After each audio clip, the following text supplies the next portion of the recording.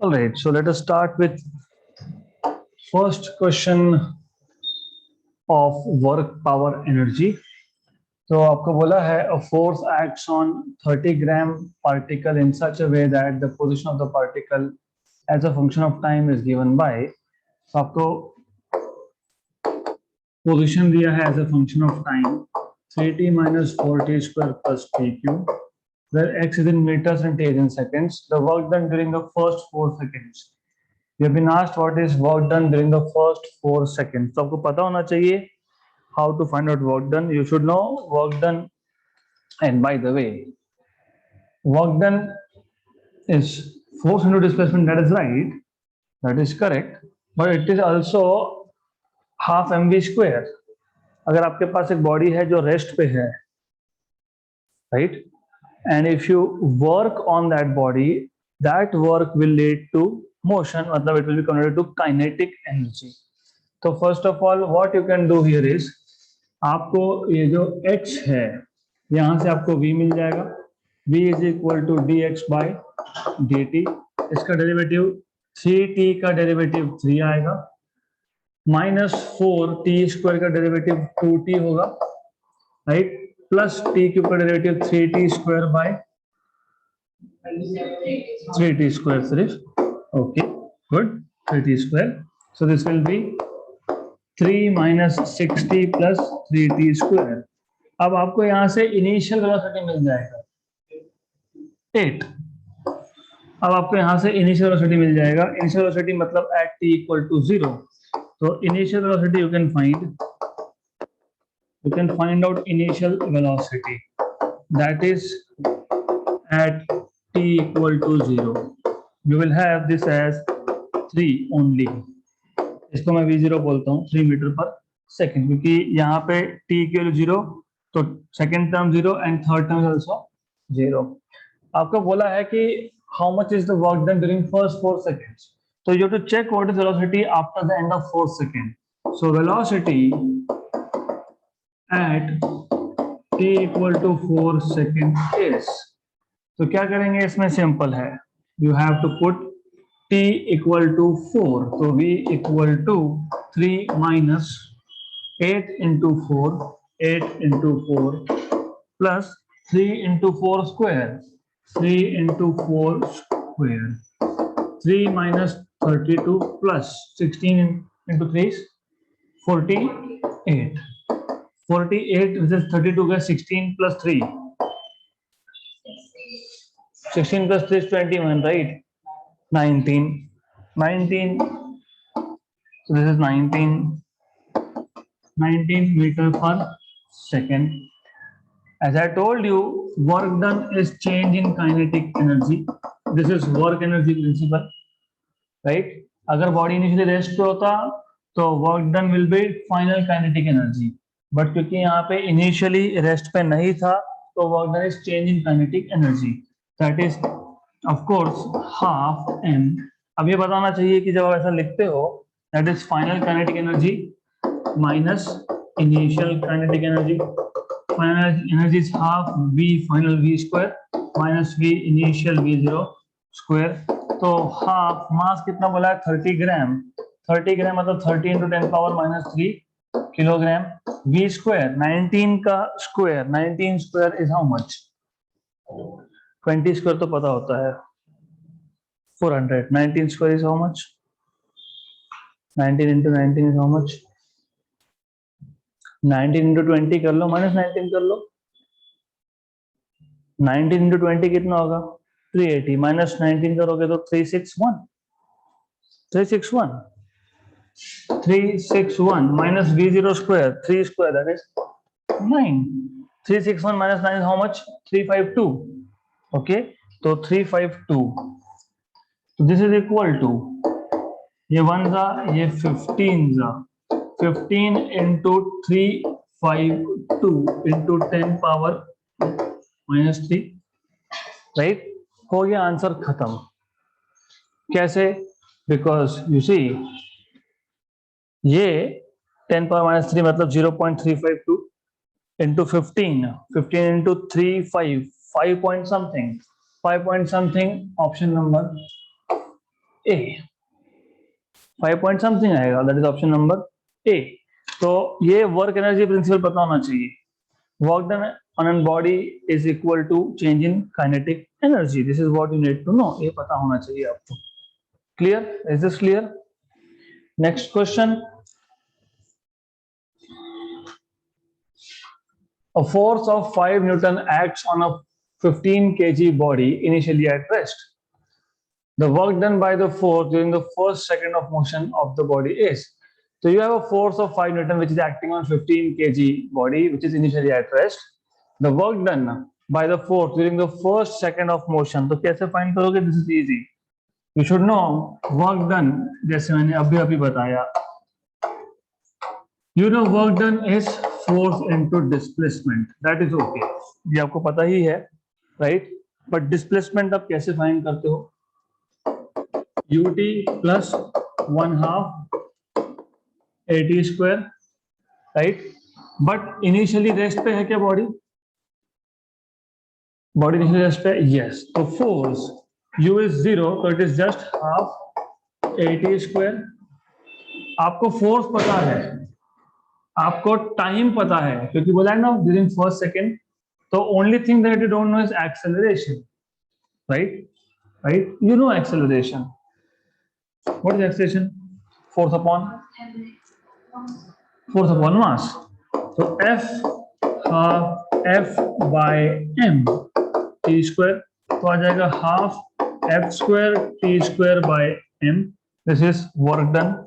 Put values, half f 15 5 newton, 5 का square 25, t तो 1 बोला है, 1 square is 1, okay, upon mass कितना बोला है 15, तो 5 जा एंड 3 जा 5/6, how 5/6, option number B, okay. तो ऐसे क्वेश्चंस को सॉल्व करने के लिए you just have to know force into displacement is work done, displacement is ut plus 1/2 at square, u 0 था तो half at square, a is f by m, make a formula and substitute values, right? तो दोनों questions अभी तक के simple थे, quite simple. Next question, a body of mass 6 kg is under a force which causes displacement in it given by. So displacement in the body is given by s equal to t square by 4 meters, where t is time. Work done by force in 2 seconds is. तो work done by force in 2 seconds. तो first of all क्या दिया आपको? Mass, mass is how much 6 kg, और s इतना ही बताया है, और वर्क डन इन 2 सेकेंड, मतलब t इक्वल टू 2 सेकेंड आपको बोला है, आपको वर्क डन पूछा है। You know what is work done? Force into displacement, okay. तो डिस्प्लेसमेंट तो फिर भी मिल जाएगा by putting t equal to 2, right? तो that is okay, but how to find out force? Force is mass into acceleration into displacement. Acceleration is dv by dt, right? But v is ds by dt, बराबर? मतलब second derivative लेना पड़ेगा displacement का to find out acceleration, right? तो दो बार derivative, तो 2 बार derivative लेना पड़ेगा आपको। तो पहला डेरिवेटिव जब लोगे, if you take first derivative, s का पहला derivative s is t raise to 2/4, 4 तो कांस्टेंट है, इसके बाहर फिर इसके बाहर, मतलब 1/4 d dt ऑफ, पहला डेरिवेटिव t स्क्वायर का देगा आपको 2t, दूसरा डेरिवेटिव जब लोगे तो ये 2 बाहर आएगा 2/4, तो dt by dt इज 1, तो 2/4 मतलब हाफ, मतलब acceleration is half, constant value, acceleration is constant, okay good. तो आपको मिल जाएगा वर्क डन एज m कितना बोला है 6, ओके, a कितना है half and s, but s at t equal to 2 find करना रह गया, तो कर लो फाइंड। तो s as at t equal to 2 is 2 square by 4, that is 1, so 1. तो ये आ गया 3 joule of work is done, option number D, right. तो this is how you are suppose to solve this question. Easy है, pretty simple, very simple question. अगला question same type का है, सिर्फ यहाँ पे टी स्क्वायर बाय 4 था, यहाँ पे टी क्यूब बाय 3 है. तो अब अगर आपको थोड़ा थोड़ा याद है तो फास्ट कैसे होता है question. What is M S, a is double derivative of this. तो पहला डेरिवेटिव को देगा 3 टी स्क्वायर बाय 3, कैंसल 3 मतलब only T square will be left. Second derivative आपको देगा 2t मतलब acceleration will be d2s by dt square, that is just 2t. at t equal to 2 second बोला है, तो a at t equal to 2 second will be 2 into 2, that is 4 मिल गया. And mass दिया है yes, s भी find करना पड़ेगा. s at t equal to 2, t equal to 2 cube 8 by 3, correct. put in the formula for work done, mass is 3, a कितना है आपका 4 और s कितना आया 8 by 3, कैंसल कितना आया 32, बराबर. 8 4 32, करेक्ट है ना. ऑप्शन में नहीं है, कहाँ गलती हुई, चेक करते हैं एक minute. Axis is double derivative, पहला डेरिवेटिव क्या आया 3t square by 3, cancel t square, दूसरा क्या आया 2t, ये करेक्ट है. t equal to 2 second, yes 4, that is correct. s is t cube by 3 मतलब 2 क्यूब मतलब 8 बाय 3, ये करेक्ट है, राइट. मास कितना है 3, मास 3. ए कितना मिला 4, ये भी करेक्ट है. 8 by 3, ये भी करेक्ट है. तो what is wrong, so something is wrong in the question then, because then it can not be. तो कुछ तो गड़बड़ है, तो वो गड़बड़ अपने को देखना पड़ेगा. What is wrong, that is right, this step is right. Okay, ये सही है. Just a minute. ds, just a minute, ds by dt 3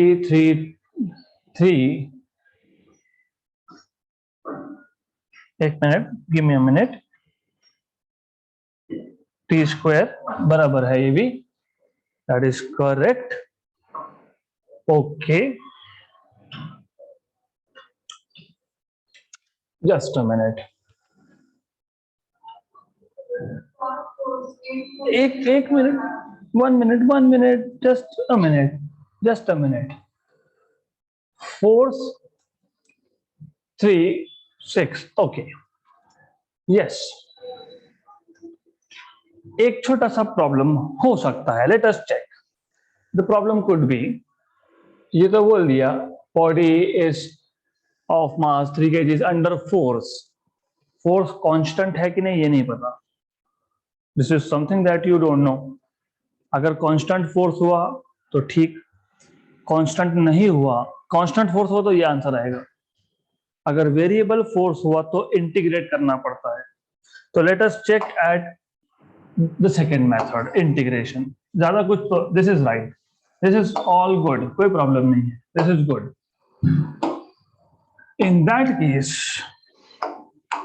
work done will be integration from 0 to 2 force into displacement. Let us check. तो ये आपको मिलेगा 0 to 2. What is force? Mass into acceleration into ds. Okay. 0 to 2. What is mass? Constant. Mass can be taken out common, but acceleration is 2t. So it will be 2t. ds. s अगर आपके पास t cube by 3 है, तो मैं जब derivative लूंगा ds bye dt लूंगा तो 3t square by 3 बराबर कैंसल, और कैंसल मतलब ds is t square dt. So ds is t square dt. Put this over here. ये क्या मिला आपको? ds. ds is t square dt. Correct. तो ये आ गया m और ये 2 बाहर और ये t cube dt. Correct. What is mass? 3. T cube का integration t raised to 4 by 4. Limits from 0 to 2. 1 and 2 3 by 2. 2 raised to 4 is 16. 16. Okay. By 2 तो मैंने पहले लिख दिया बाहर. Okay. 1 and 8 8 3 24. Option number D. So what went wrong was it wasn't a constant force. तो यहाँ पे करेक्ट क्यों आया फिर?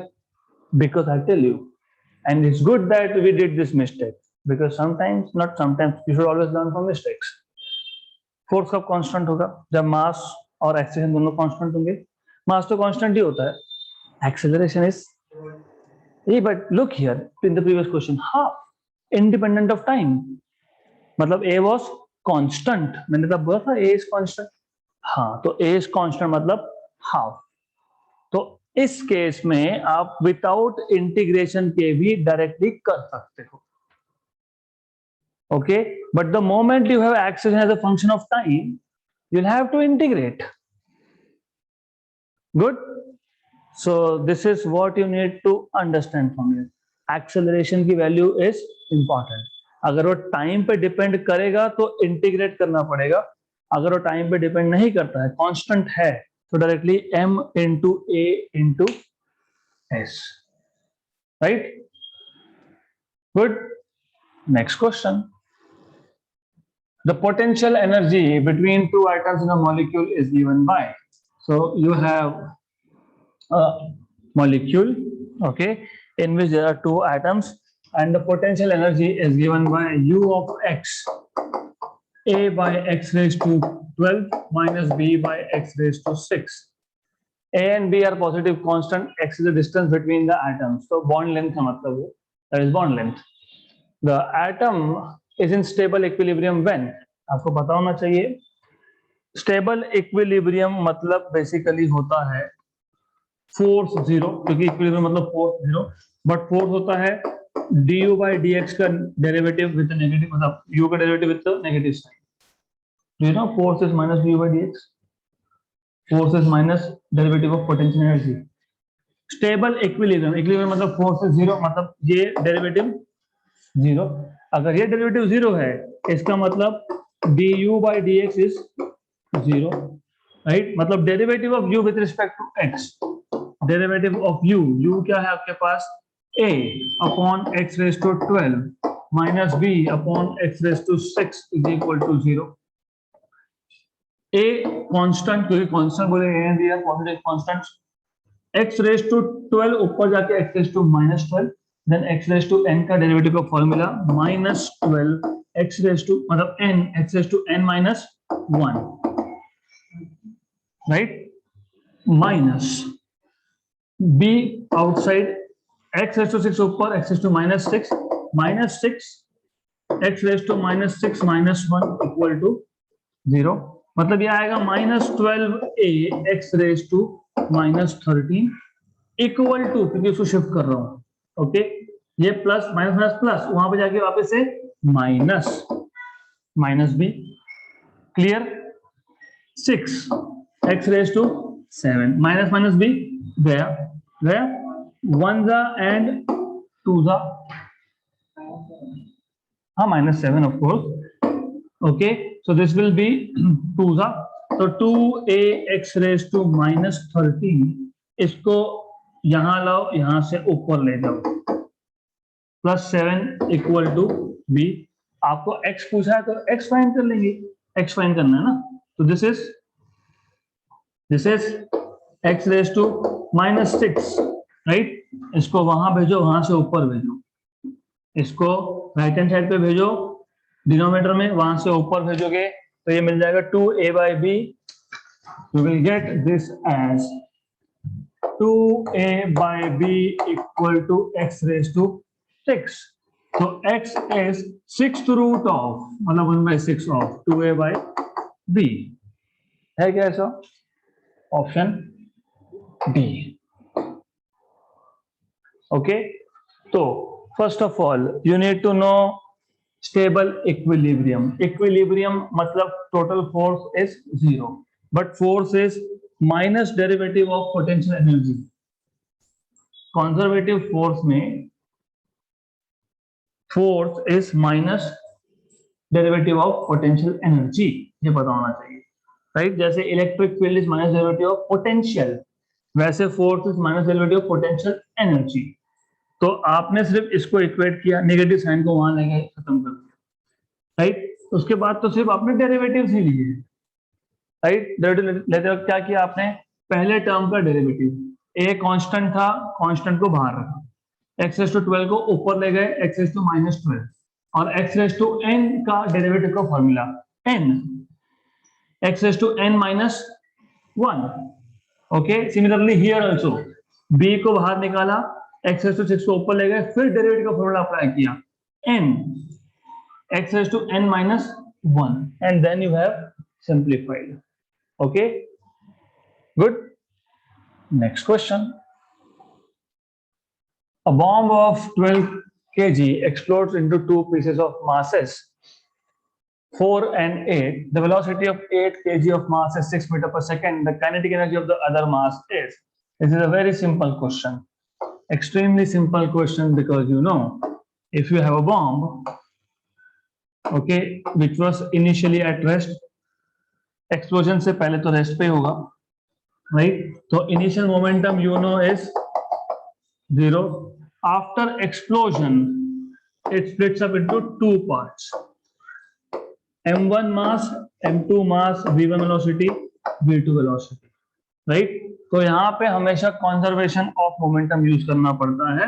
initial momentum equal to final momentum. Initial momentum था 0, फाइनल मोमेंटम होगा पहले का प्लस दूसरे का, राइट? तो यहां से आपको मिलेगा m1 v1 equal to minus m2 v2, हमसे मॉड वैल्यू लेंगे। Okay, therefore v2 will be m1 by m2 times of v1 with negative sign. तो you know mass of first piece 4, दूसरा is 8, velocity of mass 8, मतलब second piece का velocity v2 दिया है, तो v2 दिया है आपको, तो कुछ नहीं है, इजी क्या है, v2 दिया है तो v1 फाइंड करो, क्या फर्क पड़ता है, इट्स द सेम थिंग।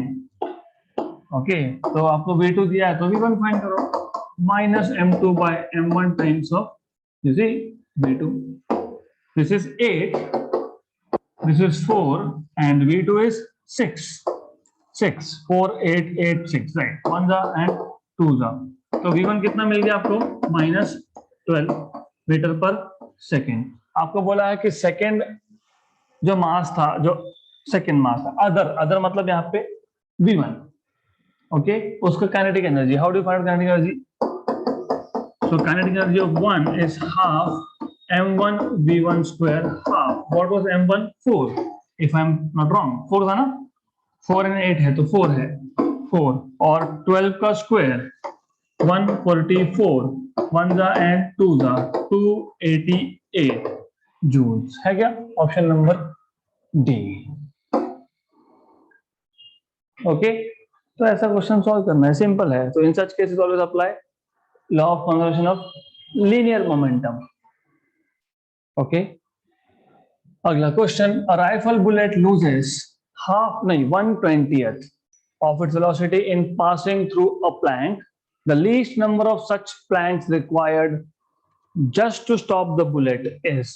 तो क्वेश्चन ऐसा है, प्लैंक मतलब वो वुडन का एक स्लैब होता है, तो this is one plank, another plank and another plank, तो ऐसे आपके पास planks है and more planks, so you have such planks. और आपको बताया है, ऐसा बताया है कि एक सिंगल प्लैंक से पास होने में कितना वेलोसिटी लॉस होता है, 1/20th। तो मान लो यहाँ पे इनिशियल वेलोसिटी u था, तो यहाँ पे मतलब बुलेट इसमें से पास होने के बाद, so let us take a bullet. So bullet after passing through this plank, this is a bullet मान लो, उसका वेलोसिटी हो जाएगा, फाइनल वेलोसिटी हो जाएगा loses u minus u by 20, loses 1/20th। तो ये आपके पास आएगा 19/20 u। मतलब एक प्लैंक से पास होने के बाद the velocity becomes 19/20th of initial. Good? Yeah, so good. They're asking you how many number of planks do you need to stop the bullet. Okay, so do you know v square equal to u square minus 2as? Correct? So you know what is v, you know what is u, पता है आपको, right? Then इसके आगे क्या करेंगे, what will you do? क्योंकि question is very trivial, आपको सिर्फ ये सोचना है कि इसके आगे क्या करना है ना। v को 0 क्यों लेंगे? This is after one plank. Wait, that is for n number of planks.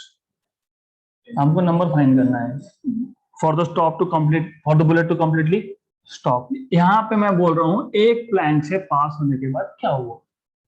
तो अगर you are getting confuse, what I will do is I will keep it here, ये केस 2 बना देते हैं।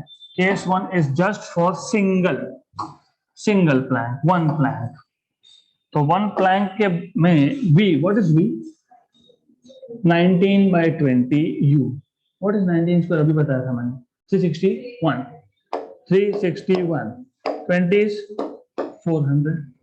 ओके, u स्क्वायर, क्योंकि v is 19/20, u square. मैंने minus क्यों लिखा? क्योंकि यहाँ पे रिटार्डेशन है, इसलिए माइनस लिखा। नहीं तो बोलोगे v square equal to u square plus 2s होता है। Minus is because of retardation. Shift and shift. तो 2as equal to u square minus 361 by 400 u square. This is how much?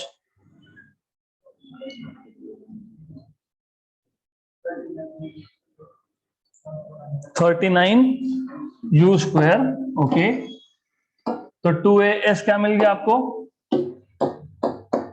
39 u square by 400। Correct?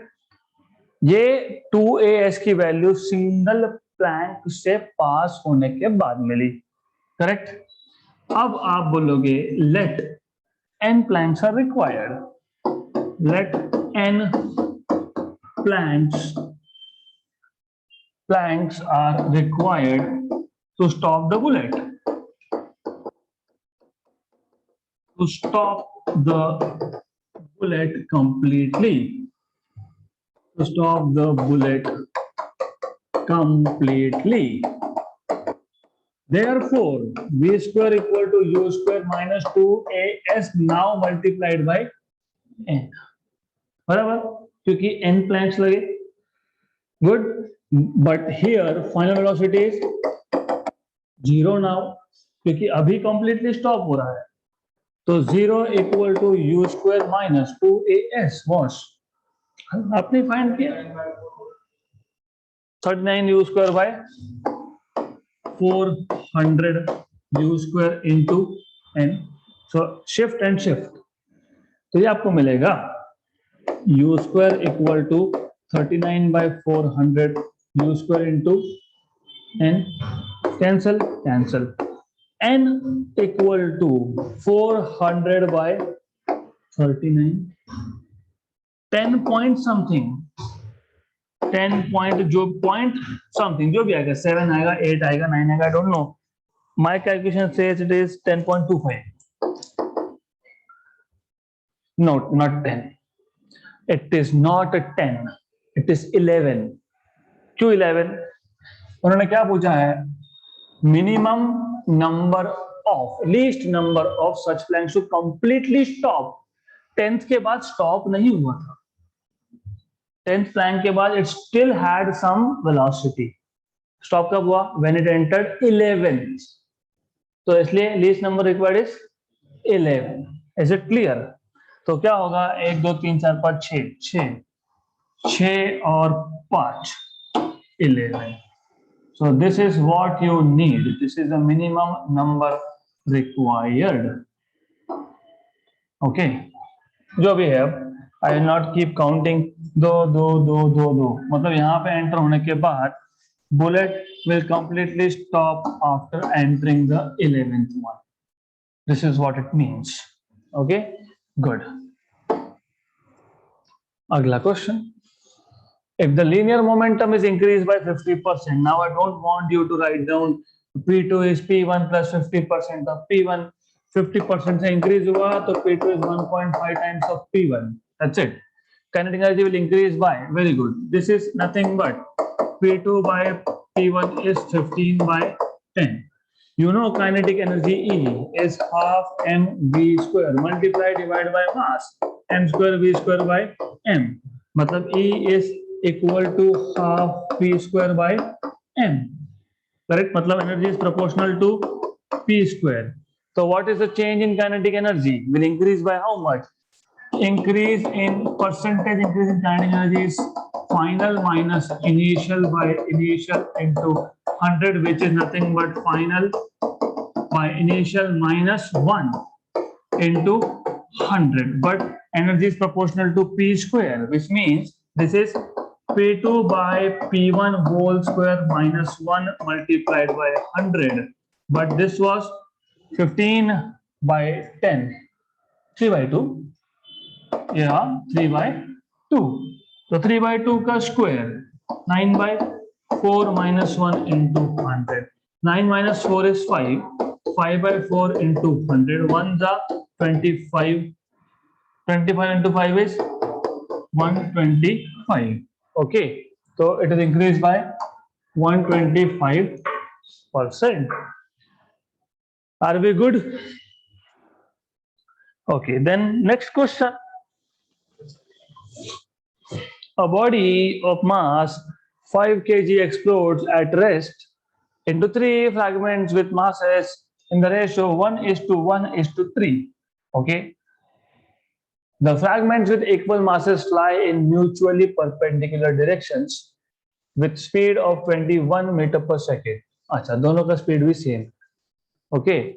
The velocity of the heaviest fragment will be, you have a body bomb which explodes. When it explodes, it basically gets split up into 3 fragments. तो एक गया यहां पे, दूसरा गया यहां पे. Okay, यहां पे जो गया M1, यहां जो गया M2. ओके, और M1 और M2 इक्वल है क्योंकि रेशियोस इक्वल है मासेस के, मतलब दे आर इक्वल और वेलोसिटी भी इक्वल. इसका V1 इसका V2, but V1 and V2 are also equal. तो थर्ड फ्रैगमेंट जो है वो कहीं भी जाए, it can go here, it can go here. Okay, it will be resultant of first 2 fragments. तो तीसरा जो है वो कहीं पे भी जाए, it will be resultant of first 2. मतलब ऐसा है. इसका मतलब तीसरे का जो मोमेंटम होगा ये डायगोनल है, मतलब ये हाइपोटेन्यूस है. मतलब P3 will be under root of P1 square plus P2 square. Good. आपको क्या पूछा है? आपको स्पीड पूछा है इसका. ओके, देन अब ऑफ कोर्स ये 5 kg, मास का रेशियो कितना? 1:1:3. मतलब M1 और M2 कितना आएगा? हाँ, 1 kg. ओके, एंड m3 कितना आएगा? 3 kg. ओके, ठीक है. So you will have P1 P2 आप फाइंड कर लेना. P1 क्या है आपके पास? M1 V1 which is 1 into 21 which is just 21, और यही आएगा आपका P2 क्योंकि M2 V2 सेम है. गुड. तो P3 फाइंड करने के लिए you will have P3 equal to under root of 21 square plus 21 square, मतलब 2 टाइम्स ऑफ 21 स्क्वायर, मतलब 21 root 2, 21 root 2, 21 root 2. This is M3 P3 21 root 2, but M3 as you told me is 3, so ये आ जाएगा आपका 1 and 7, that is 7 root 2. 7 into root 2. What is root 2? 1.4. 1.4. 14 sevens is how much? 14 sevens is how much? Option number D. खत्म question. Option D है क्या? Yes, option D दिया है. Okay, so that is right. तो ये याद रखना, दो अगर परपेंडिकुलर है तो तीसरा जो होगा वो हाइपोटेन्यूस ही बनने वाला है. So this is how you are supposed to solve this question. Next question. A metal ball falls from a height of 32 meter on a steel plate. So you have a steel plate. Let's say this is steel plate. You have a metal ball which falls on steel plate from a height of 32 meter. If the coefficient of restitution is 0.5, to what height will the ball rise after second bounce? Coefficient of restitution अगर आपको याद होगा, it was velocity of separation to that of velocity of approach. Anyways, आपको value दी है, यहाँ पे directly formula होता है. क्या पूछा है आपको? सेकेंड बाउंस के बाद कितना हाइट होगा, ऐसा पूछा है. तो फॉर्मूला है height after nth bounce is initial height e. e is not exponent का e. This e is coefficient of restitution raised to 2n. ये पता होना चाहिए. Height of the ball after nth bounce. Height of the ball after nth bounce is h, मतलब initial height e raised to 2n. Initial height कितना है? 32. e कितना है? 0.5. Bounce कितना है? सेकेंड. तो this is equal to 32 1/2 raised to 4 raised to 4. 32 upon 2 raised to 4. 2 raised to 4 is 16. 16, that is 2. मतलब you see height after second bounce will be just 2 meter. मतलब option number ए. Right. तो किस पे depend करेगा कितना height? तो material पे. तो जो बॉल है वो मेटल का है और सब सरफेस स्टील का है. अगर बॉल रबर का हो और सरफेस आपका फ्लोर हो तो आपको कोएफिशिएंट ऑफ रेस्टिट्यूशन की वैल्यू पता होनी चाहिए उसके लिए. That will tell you how much will be the height after nth bounce. Okay, so this formula is important. अगला question. two putty balls of equal masses moving with equal velocity in mutually perpendicular direction stick after collision. I will take this as mud balls, right? या फिर clay balls. Okay, there are two balls of equal masses, m1 equal to m2, moving with same velocity. एक ball ऐसा आ रहा है और एक ball ऐसा आ रहा है.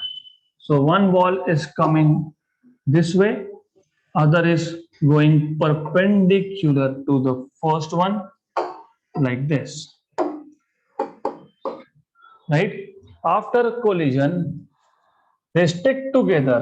मतलब collision होने के बाद they stick together and move as a system. तो after collision they stick together and move as a system. तो इसका मास आपको पता है m1 which is m और वेलोसिटी इज v. इसका भी m और v. m1 v1 और m2 v2 इक्वल है mv and mv. If the balls were initially moving with a velocity of 45 root 2 meter per second each, मतलब v की value दी है, okay, the velocity of their combined mass after collision is law of conservation of momentum. So you know, and by the way, so solve करने के there are different ways also of solving this. तो vector से भी कर सकते हो. This is something given in terms of vector, okay, but I would prefer to solve this way. Initial momentum equal to final momentum. Initial momentum is m1 v1 plus m2 v2. Final momentum is mass final into velocity final. आपको क्या पूछा है? Final velocity. mv m1 v1 is mv and this is also mv, मतलब 2 times of mv initial. Total mass will be 2 times of m after combining. Velocity final will be this. So v final equal to v initial है क्या? A, okay, right, but they are telling that option is B. What is wrong? What is wrong? Direction of velocity is different. Excellent. So यहाँ पे you have to consider conservation of momentum in vector form. Good. So this difference, देखो अभी क्या होता है? We'll find this out also. देखो the thing is, ये तो m ही है, कुछ नहीं कर सकते. ये पहला ऑब्जेक्ट था, दूसरा ऑब्जेक्ट था. पहले का वेलोसिटी कितना है? 45 root 2. 45 root 2 going which direction? I cap. Velocity bar, ये आ गया v1 bar. v2 is 45 root 2 but going which direction? j cap. So you will write this as 45 root 2 45 root 2 I cap plus m 45 root 2 j cap equal to 2m vf bar. Okay, common निकाल के cancel करेंगे हम, लेकिन ये मास मतलब 2m क्यों? क्योंकि they are sticking together. तो यहां से m कॉमन निकल गया and you will have 45 root 2 I cap plus 45 root 2 j cap equal to 2 times of v final bar. Is this clear? पक्का? Sure. So v final bar will be equal to 45 root 2 by 2 I cap plus 45 root 2 by 2 j cap, क्योंकि ये जो 2 था इसको मैंने divide कर दिया. Okay, तो ये आपको मिल जाएगा 45 by root 2 I cap plus 45 by root 2 j cap. मतलब v final magnitude wise will be this square plus this square, मतलब 45 by root 2 square plus 45 by root 2 का स्क्वायर, मतलब 2 times of 45 by root 2 का square, मतलब 2 times of 45 square upon 2 root 2 का square. Cancel 45 का square का square root is, तो option was B. Good. तो इंटेंशनली मैंने पहले तुम्हें डायरेक्टली करके बताया, क्योंकि ये एक नॉर्मल गलती है. always take conservation of momentum in scalar form. That is a general mistake. Take into consideration, क्योंकि स्पेसिफाई किया है ना, स्पेसिफिकली बोला है the two pieces are moving perpendicular to each other. Direction कुछ भी दे सकते हो. इफ यू वांट पहले को ऐसा लाओ चलेगा, सिर्फ माइनस आई कैप लिखना. दूसरे को ऐसा लाओ फिर भी ठीक है. Okay, next question. A body of mass 5 kg is moving with a momentum of 10 kilogram meter per second. A force of 0.2 Newton acts on it in the direction of motion. In the direction of motion. मतलब it will tend to increase velocity. Opposite होता तो deceleration. Okay. For 10 seconds, the increase in kinetic energy is. Do you remember मैंने अभी बताया था work done है ना, body है 5 kg का moving with momentum of 10. Okay, initial momentum दिया है मतलब, तो क्या क्या दिया है वो देख लेते हैं. What is given to you? Mass. Mass is how much? 5 kg. Initial momentum p1 is how much? 10. Okay, 10 SI units, kilogram metre per second. Anyways, तो देन मतलब force how much acts 0.2 Newton, the direction of motion, for how much time? 10 seconds. Increase in kinetic energy. How do you find out increase in kinetic energy? Work done. Work done. Okay, good. Work done is half m a आगे, क्योंकि 2-3 तरीके से solve हो सकता है question. It can be solve in 2 to 3 different ways. First of all, do you remember Newton second law of motion? Rate of change of momentum is force. मतलब यही करने के बाद आपको मिलता है m into. इसका मतलब ये कि dp इज f dt. इसको इम्पल्स भी बोलते हो. dp मतलब final minus initial f. f is how much? 0.2. Time कितना? 10 सेकेंड. तो p2 is equal to p1 plus 2. p1 कितना? 10. 10 प्लस 2 12. करेक्ट. आपको पूछा डेल्टा के. डेल्टा के change in kinetic energy will be final minus initial kinetic energy. But do you remember writing down kinetic energy in terms of momentum?